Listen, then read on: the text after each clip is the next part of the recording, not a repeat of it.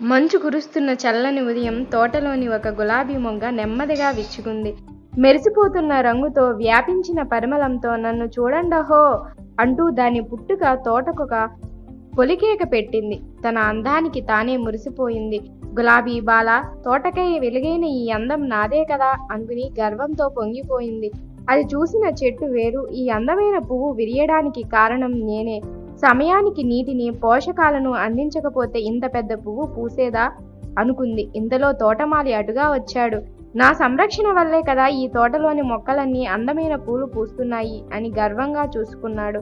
ఇంతకీ ఆ గులాబీ అందానికి కారకులు ఎవరు? పువ్వా, చెట్టు వేరా, లేక తోటమాలా? నిజం చెప్పాలంటే ఏ ఒక్కరూ కాదు, అందరూ. ఈ పువ్వు విరియడానికి భూమి, నీరు, సూర్యకాంతి, చెట్టు వేరు అన్నీ కావాలి. ఆ పైన తోటమాలి శ్రద్ధగా సంరక్షించాలి. ఇవన్నీ కలిసినప్పుడే తోట అందమైన పూలతో కలకలలాడుతుంది. పువ్వులకే కాదు, అదే సిద్ధాంతం మనకీ వర్తిస్తుంది.